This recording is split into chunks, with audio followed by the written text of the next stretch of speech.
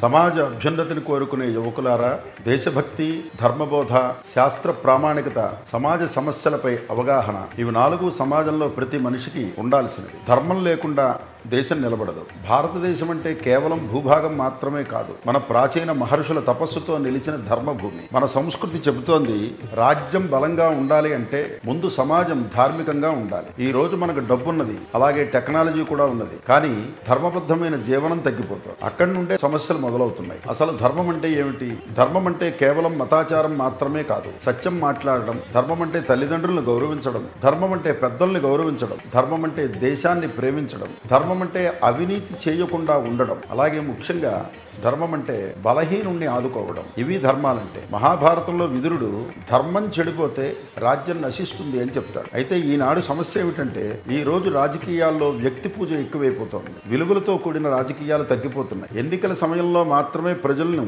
గుర్తుపెట్టుకోవడం, అధికారాన్ని సేవగా కాకుండా వ్యాపారంగా చూడటం, ఇది ప్రజాస్వామ్యం అనిపించుకోదు. ఇవి దేశానికి ప్రమాదకరం కూడా. ఒక వైదిక దృష్టితో చూసినట్లయితే రాజకీయాలు కూడా ఒక మహాయజ్ఞం లాంటివే. ప్రజా సేవ అనేటువంటిది గొప్ప పుణ్యకర్మ. ఈ దేశాన్ని మార్చేది అటువంటి గొప్ప సంస్కారం మాత్రమే అవుతుంది. ఈనాడు యువతరం రాజకీయాల్లోకి ప్రవేశించాలి, కానీ స్వార్థం కోసం కాదు, రాష్ట్ర ధర్మం కోసం రావాలి. గుడి దగ్గర భక్తి ఉండాలి, అలాగే సమాజం పట్ల, దేశం పట్ల బాధ్యత కూడా ఉండాలి. మన మహర్షులు మనకిచ్చింది కేవలం పూజా విధానం కాదు, ఒక గొప్ప జాతీయ తత్వశాస్త్రాన్ని కూడా అందించారు. దాన్ని కాపాడితే ధర్మమే మనల్ని కాపాడుతుంది. గీతలో భగవానుడు చెప్పినట్లు, యదా యదా హి ధర్మస్య గ్లానిర్భవతి భారత అభ్యుత్థానమధర్మస్య తదాత్మానం సృజామ్యహం అని. సమాజంలో ధర్మం తగ్గినప్పుడు ప్రతి మనిషి తన వంతు బాధ్యత తాను తీసుకోవాలి. భారతదేశం మళ్ళీ విశ్వగురువు కావాలి అంటే ముందు మనం ధార్మికులుగా, అలాగే బాధ్యత గల పౌరులుగా నడుచుకోవాలి. ప్రతి ఇంట్లో సంస్కారం రావాలి, ప్రతి యువకుడిలో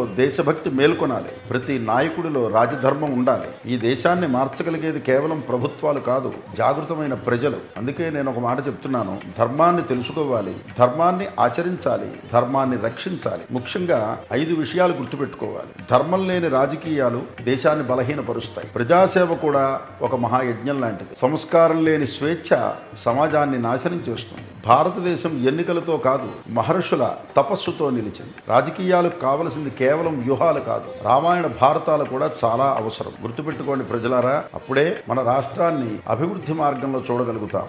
భారత్ మాతాకి జై.